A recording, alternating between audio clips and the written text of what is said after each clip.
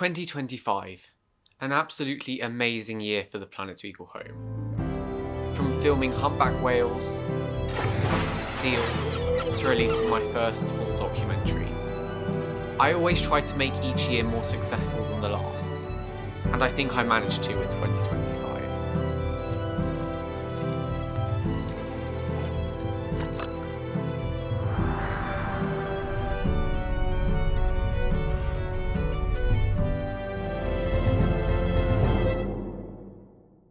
The first major event that happened last year was visiting the British Divers Marine Life Rescue Seal Hospital, or BDMLR for short. Dan Jarvis kindly let me film him and Natalie Waddington feeding and caring for the seals they have in rehabilitation. I've always wanted to film a scene like this, and I hope it will highlight the amazing work the BDMLR does. I then visited the Natural History Museum in London to do some research into how oak trees changed during the autumn for a scene I filmed in 2024. Florin Fenneru and John Hunnix helped me use the amazing equipment at the museum. In March, I received the Outstanding Young Person Award from Haywards Heath Town Council. I am so grateful to be given this for my work I do on the planet we call home and other conservation work in my local community. However, it was even more fantastic to meet so many people who use up so much of their free time to help out the local Haywards Heath community.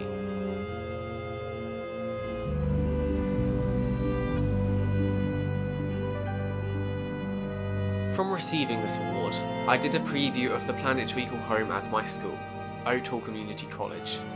I'm so grateful to how many staff and students showed up, with roughly about 70 people attending. Another scene I've always wanted to film is about humanity's transition to green energy, so I reached out to the Rampion Visitor Centre, and Anthony O'Shaughnessy kindly let me interview him about their wind farm off the coast of Brighton. Back in 2024, the Planet we call home attended March for Clean Water, a protest in London to stop the poisoning of Britain's waters. On the train home, I ended up sitting next to Benjamin Fallow, a young artist and naturalist, and his mum, Nish. I ended up getting in contact with them and we met up for a walk at the Ashdown Forest. It was so great to finally get to know them and hear about Benjamin's passion for wildlife. Please do go check out their Instagram, as the artwork Benjamin makes is absolutely stunning.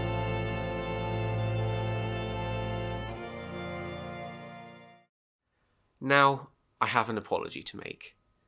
Back in June, I said I would be starting a weekly series called The Natural World. I released 3 episodes and didn't continue it.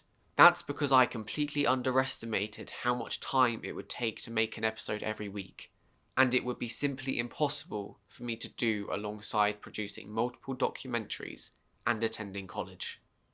In my opinion, it's more important for me to focus on projects like The Planet We Call Home. I'm not saying that the natural world will never return, but right now I simply don't have time for it. In July, I got invited out to go on a boat trip to see Rampion's offshore wind farm with Anthony O'Shaughnessy and Kelvin McLeod. I went out on the boat along with some students from Sea Haven Academy and some of Rampion's work experience students.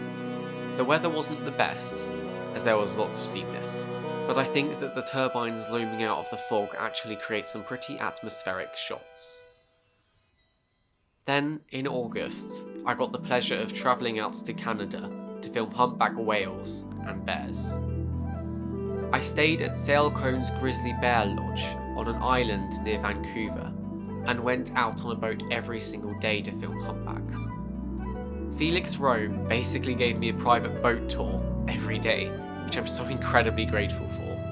He is an incredible photographer and you have to go check out his Instagram and YouTube. This scene is probably going to be one of the most spectacular in the Planet we call home. The amount of wildlife in it is truly astounding. I then travelled over to the Rockies to film grizzly bears near Banff. Reno Sommerhalder is an amazing bear specialist who has studied bears there for 40 years. He was amazing at finding bears as we drove around in a car. At one point, we were just 2 meters away from a bear, while in a car, of course. One thing I learned from filming this scene is just how demonized bears are in the media. There is an absolutely incredible thing that happens in this scene that I really hope helps change our perspective of grizzly bears.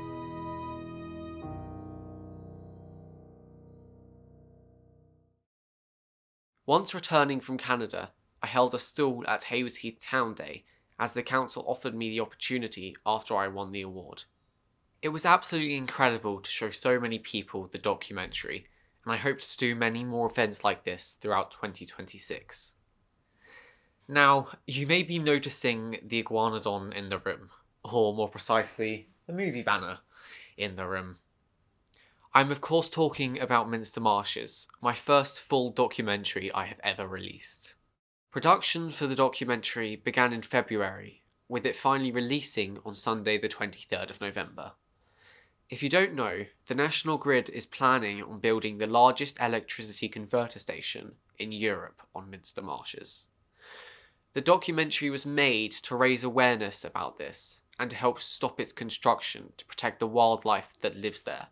I filmed many animals, like beavers and great crested grebes, interviewed Sir Roger Gale, the MP for the area, and met so many people passionate about stopping the converter station being built on the marshland.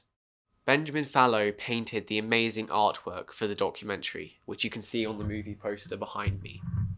And I had a brilliant team of musicians record the soundtrack for the documentary. And of course, George Cooper, it wouldn't have been possible without him. He helped film so many of the scenes and helped guide the entire documentary's production. I won't say any more, as I'd really appreciate it if you just go give it a watch.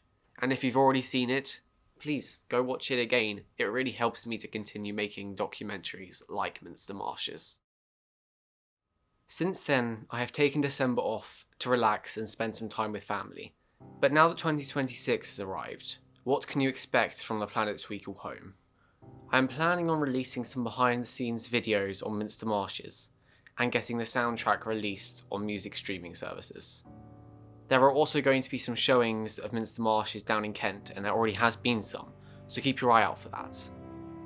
I will of course be continuing the production of the planets we call home, and what I will say is that there are some other documentaries that are on the horizon. On a more melancholy note, the final decision will be made on the construction of the converter station at Minster Marshes. I will continue to support the Save Minster Marshes campaign. Anyways, looking back on 2025, I am so grateful for all the experiences I've had.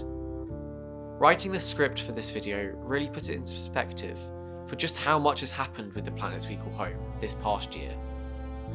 I really cannot wait for you all to see what I have in store for 2026.